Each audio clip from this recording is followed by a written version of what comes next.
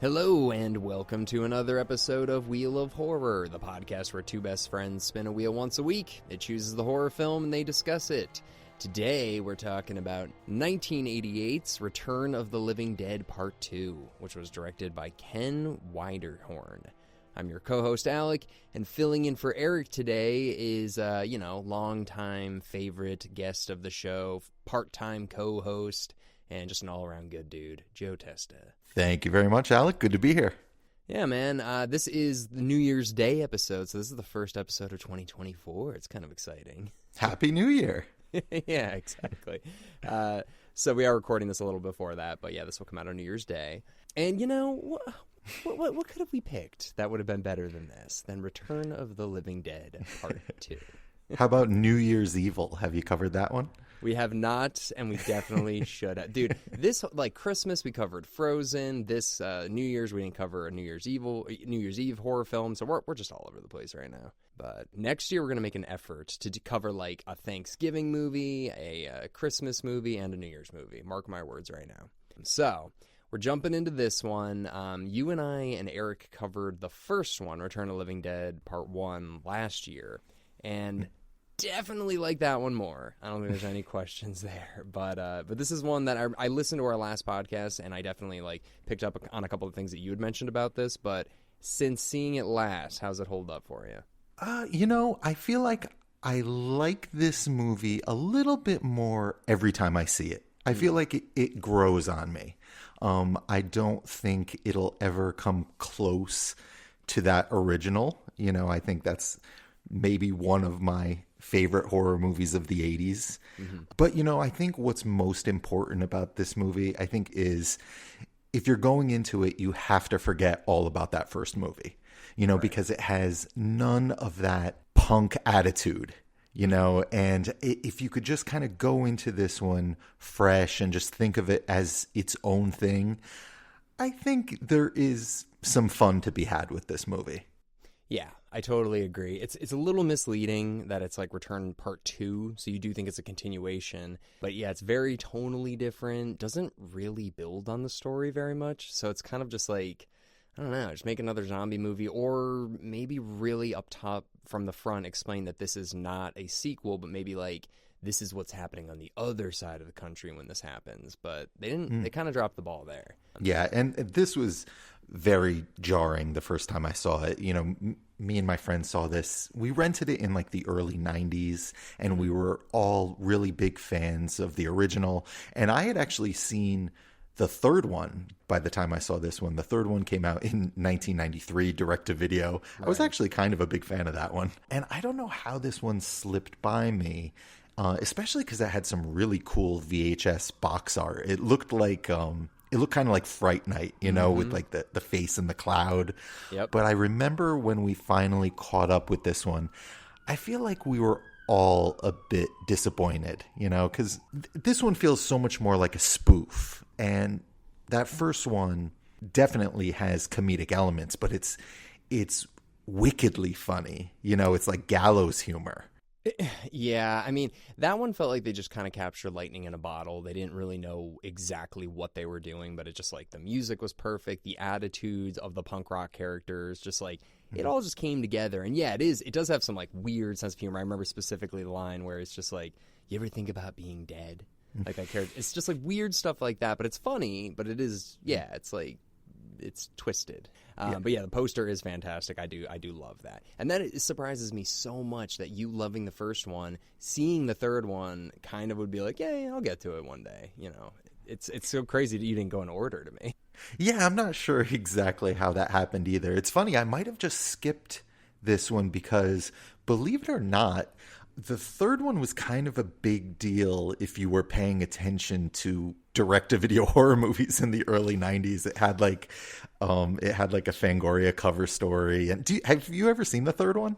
No, this is my first time seeing the second one too. Oh, interesting. Okay, yeah. So we'll get there when we get there. But yeah, I saw them very out of order, and yeah, like I said, this one has grown on me, and I'll go as far as to say the first third of this movie, the first 20 minutes, I feel are really strong. I feel it captures a certain very 80s kind of kids on an adventure kind of feel, like Monster Squad or Goonies. I'm not comparing this to those. Those are much better. But I feel like it's capturing a similar kind of vibe. And like when the bullies bring the main kid into the cemetery, I love that cemetery set. I think there's just so much atmosphere, and there's kind of a creepy piano theme that plays. And I'll just say the first 20 minutes or so of this movie, I'm in love. No, I mean, it definitely reminded me, of like a Stephen King It kind of vibe where they go into the sewers and there's bullies and there's a young kid. Yeah, definitely got those feelings too. I guess like it mirrors the original one a little bit, where it has Tom Matthews and, oh my God, James Karen kind of playing different characters, doing something similar. They're like grave robbers this time. The last time, I don't really know what they were. But the thing that kind of where it starts to derail for me is like, I love Dana Ashbrook because I love Twin Peaks, but once his character gets introduced, you're kind of like, who am I supposed to be caring about here, and what exactly are we doing? Because they just find the doctor, go from place to place, but it just kind of, I don't know, it kind of started falling apart, towards the second half for me. So the first half is a nice setup. It is a decent setup. Yeah, definitely. And I love seeing Tom Matthews and James Karen back. They were one of my favorite things about that first movie. But the humor just worked so much better in that first movie. I mean, not only were they funny, but what was happening to them was like kind of terrifying. It was like it treaded on some like body horror type things, when they're, I think that's how I first learned what rigor mortis was from the first Return of the Living Dead, Yeah. And the whole idea of James Karen killing himself in that first movie is really straight up disturbing. Right. And this movie, it isn't going to go near any of that stuff. It's going to pull its punches whenever it can.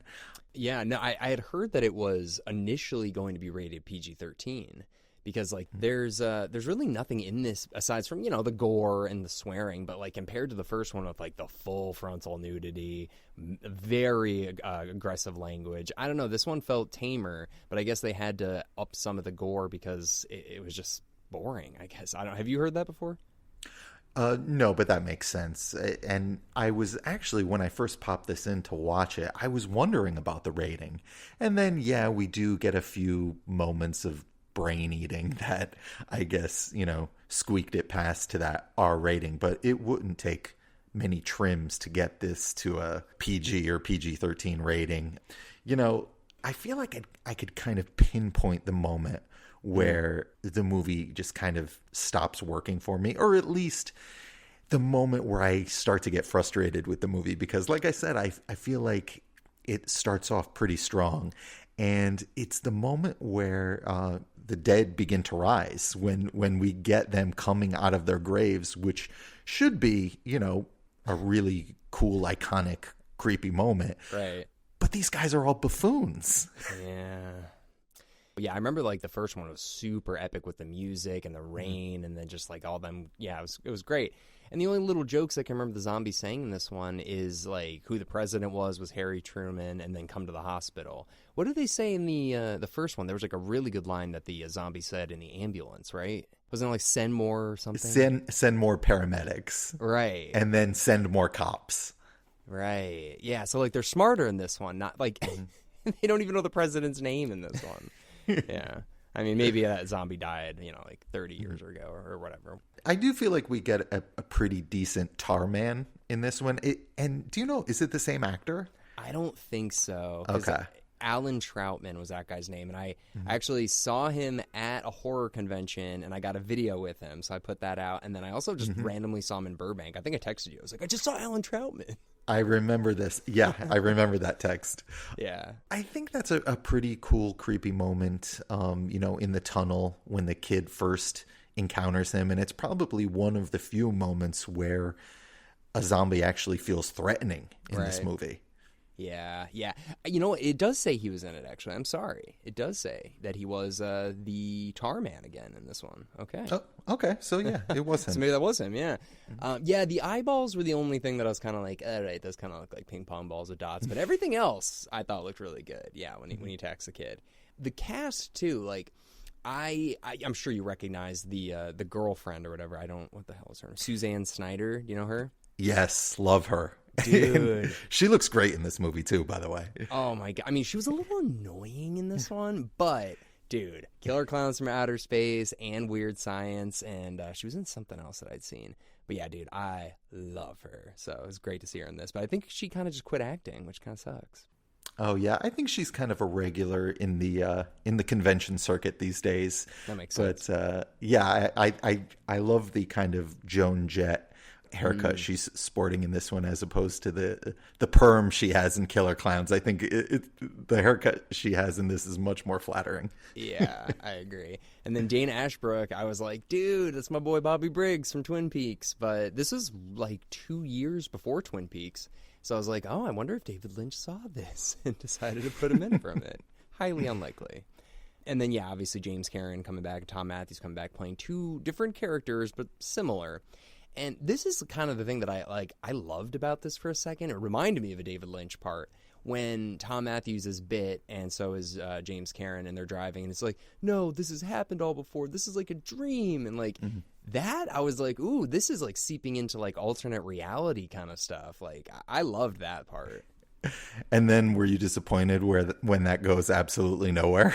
Dude, that was so stupid. Like they set this whole thing up. He goes into the church and then she's like, okay, take me. And he bites her, and then that's it, right? Yeah, I think that's the last time we see them. Ugh, so dumb. Yeah, at least James Karen gets shot to shit, which looked pretty cool. But yeah, dude, that was the thing. It's like there was two separate groups of people that just happened to come together, but they didn't really complement each other very well. And then eventually the people who we thought were the leads were like Tom Matthews and James Karen. They just get killed. And then we're following the little kid again, which we're like, all right, I guess, sure. But the even stranger thing about all this is Dana Ashbrook's character is like a cable repair guy who just comes late, and then all of a sudden now he's like, now you're my girlfriend. I think you're great. Like, sort of. It was just like very like that whole relationship just went from 0 to 60 immediately. I don't know. I mean, that's really it. It's just crazy to me. Just like, you know, he's just like cable repair guy who's like just her age, very good looking. I don't even think he had a toolbox with him. So it just felt like a porno scene they were setting up almost. I don't know.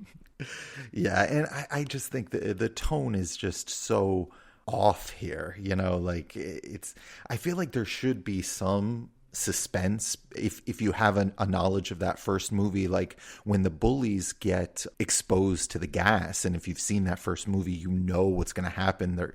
They're going to face that same horrible fate that Frank and Freddie did in the first movie, but it really doesn't go there, you know. And also they could play with the idea that, is the military going to nuke this town the way they did in the last movie? You know, they could be playing with these different elements, but they really back off. And I feel like after that first 20 minutes, this almost becomes a farce.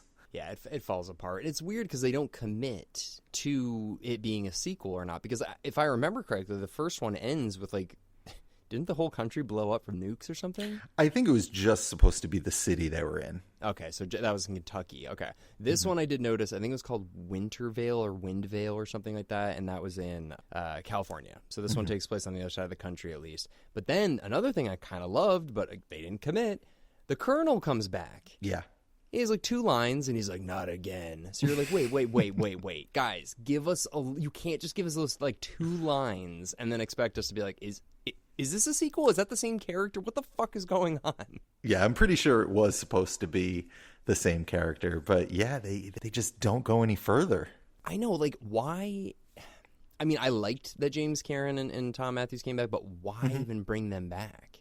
Yeah, I'm not sure. I mean, I think just they were so memorable in that first movie. Same with Tarman. You know, it could have been any zombie that popped out of that barrel. But I think, you know, just certain elements they felt like they had to keep. And I like the idea of it, but the execution, not so much.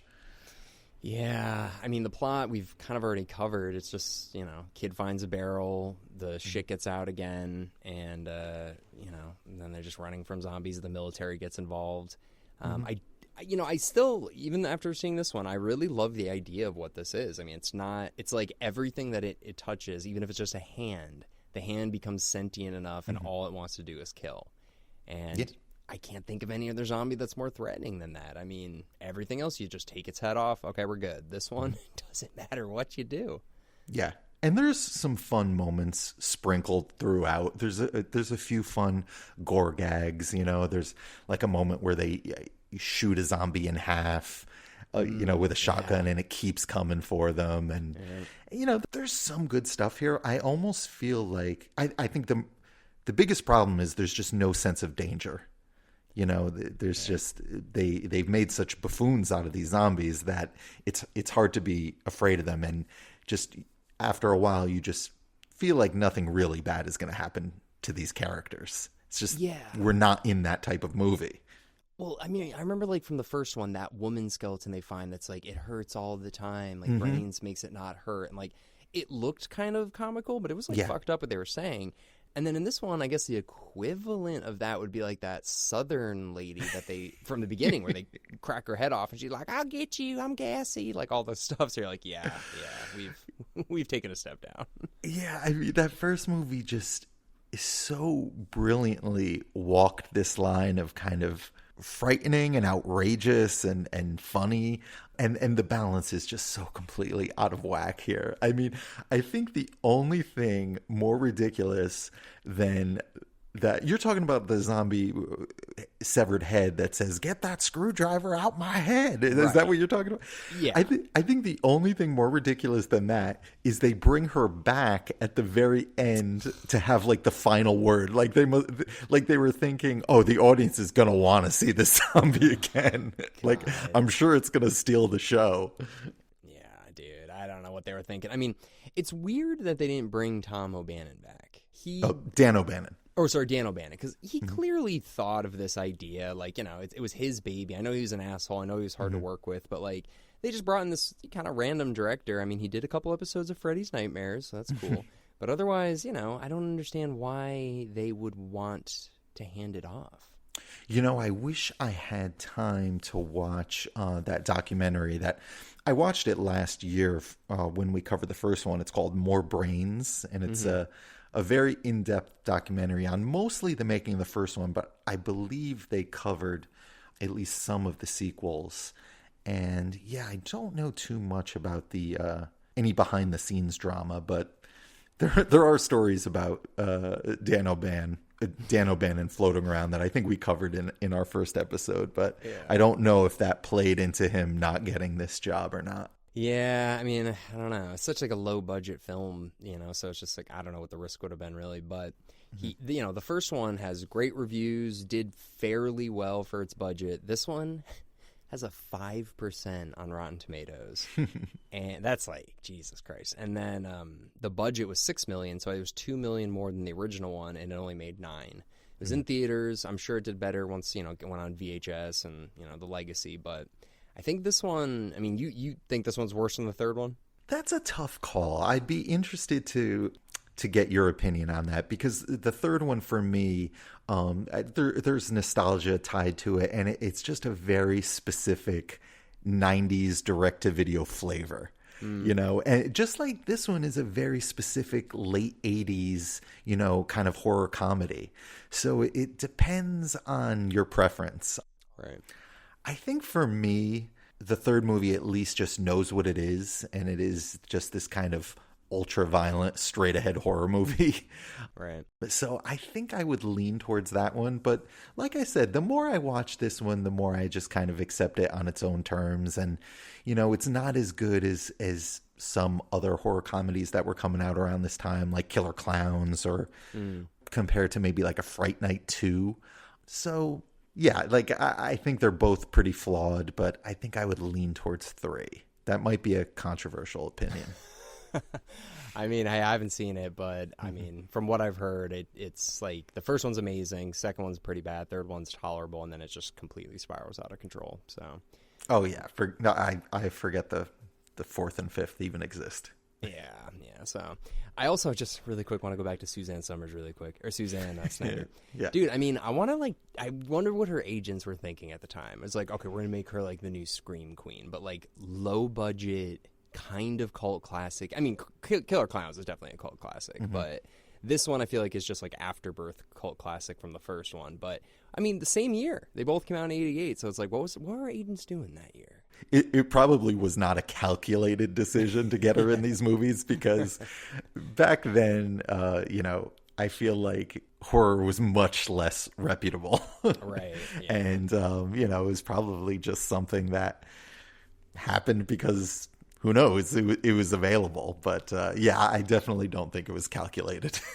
I wonder now, like, when did that term Scream Queen, like, when did that actually first come about? I feel like it must have been, like, the 90s. It might have been, I feel like the first time I ever heard it was in Scream, when Jamie Kennedy says it in regards to Jamie Lee Curtis.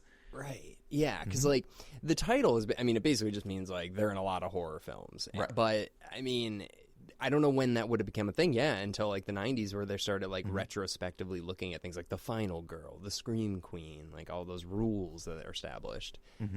But, yeah, like, I wonder when that, like, became a title, It wasn't in, like, 1980 when Jamie Lee Curtis did The Fog and Prom Night and then Halloween. It wasn't like, she's a Scream Queen. It must have taken decades, Yeah, definitely. And Jamie Lee Curtis couldn't wait to get away from these kinds of movies, and but you look back now and Jamie came back and is making a ton of money, and Suzanne Snyder, someone like her or her contemporaries, they probably didn't love the idea of having to do these kinds of movies at the time, but at least people are still talking about these movies, and she could do these conventions and still make probably a pretty good living.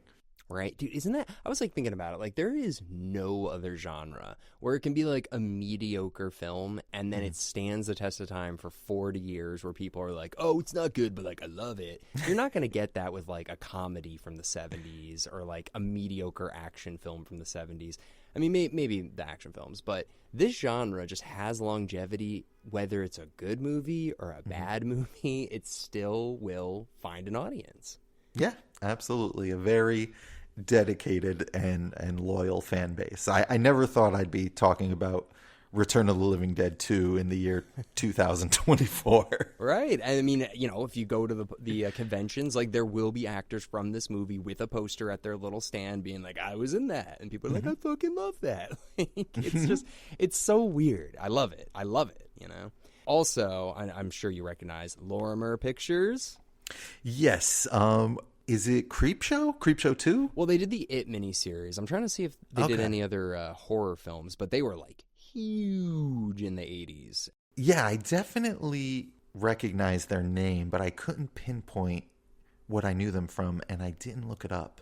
It's probably just because I watch a lot of Dallas, but they're the company that made Dallas, and then like Knots Landing and Falcon's Crest, and what else? Freddy's Nightmares. They did Freddy's Nightmares, which is interesting. Cool. So mostly TV stuff. Yeah, mostly. They did Bill and Ted's Excellent Adventures. That must have been the TV show. Yeah, wow. I think they did Mama's Family. Remember that show? No. All right, no. I watched some weird shows when I was a kid. But anyways, yeah, Lorimer, they were a big cartoon 80s kind of just like television thing. So that logo always like just, it's like Orion films. Like there's certain logos that just completely are nostalgic for me. Mm-hmm. I hope like A24 becomes like that someday where they're like that cool company, I don't really have much else to say about this movie. I mean, the music's definitely not as good. The characters definitely aren't as good. The special effects aren't as good. I mean, there's really nothing that's like better in this one than the first one, but it's still not terrible. It's not a horrible movie. Yeah, that's the thing. Like I said in the beginning of the show, if you could somehow remove this movie or remove your fond memories of that first movie and just kind of appreciate this as its own silly little thing, I think you can enjoy this movie. I almost feel like you could make a really good kind of fan edit if you just kind of trim the really goofy elements out of this movie. I feel like it could make a much less jarring viewing experience. Yeah, I mean, people have done that with so many movies. Like, I've never watched the Star Wars cuts, but apparently people have done that, and they've made it, like, pretty good. The prequels and the sequels trilogies. But, yeah, I gotta check out more fan-made stuff, or fan-altered stuff. That'll be my my New Year's hobby. But before I go back to work, I'll work on a Return of the Living Dead 2 fan edit. I'm like, dude, this is fucking great, bro. This is fucking great. You know, the other thing, I don't know if you know about this. I know because you didn't listen to the commentary track, but I did watch one YouTube video that said they had a lot of issues with the music licensing for this film. So, like, in theaters, it was one soundtrack, or one score, and then on VHS and Laserdisc, it was a different score, and then on cable, it would be a different score. So it was like they had all these issues. You know anything about this?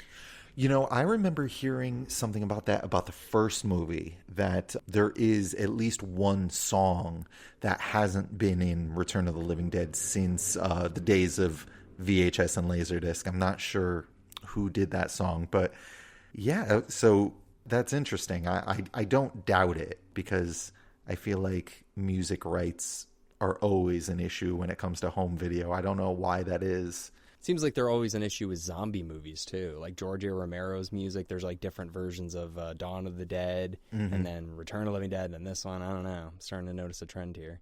The music element is definitely something sorely missing from this movie. Dude, it's night and day. It was such a memorable part of that first movie, both the punk songs and the score. I feel like a lot of the score, even though there are elements that are kind of calling back to that first movie, I feel like a lot of the score in this movie is kind of underlining the sillier moments, which, yeah.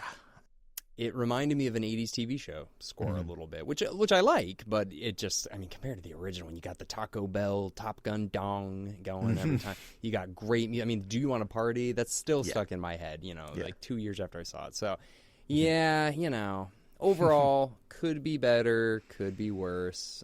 It's, I've definitely seen worse recent films, so I'll take it, Yeah. And if we cover the third one, which we likely will at some point, would you want to jump on for that one? Definitely. All right, sweet. Well, you got any last minute thoughts for this one, Joe? Otherwise, I'm going to spin the old wheel. Yeah, you could spin it. All right, let's do it.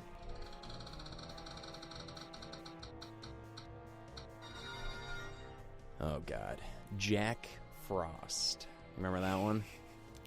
So there are two versions of Jack Frost, if I'm not mistaken. There's one with Michael Keaton. Right. And that's like a family comedy. And then there is, I'm assuming, the movie you're going to talk about, which was a low-budget direct-to-video movie from, is it the 90s? Yeah, I think it was like 96, 95, right? It was before the Michael Keaton one. Okay, so. Yeah. I remember seeing it on the shelves of my local video store and walking right by and not giving it another thought.